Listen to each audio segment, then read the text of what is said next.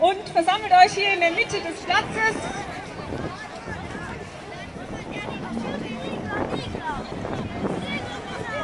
Kommt bitte alle hin mit euren Luftballons hier in die Mitte des Platzes.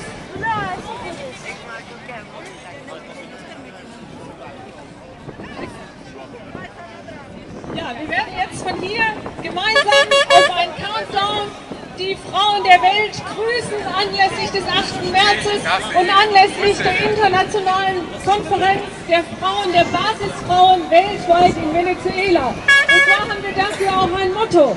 Die Hälfte des Himmels tragen wir, die Hälfte des Kampfes, das sind wir. Die Hälfte des Himmels tragen wir, die Hälfte des Kampfes, das sind wir. Ich höre gar nichts. Die Hälfte des Himmels tragen wir, die Hälfte des Kampfes, das sind wir. Und jetzt der Countdown. Liebe Frauen der Welt, fühlt euch gegrüßt, fühlt euch unterstützt im Kampf für eure Rechte. 10, 9, 8, 7,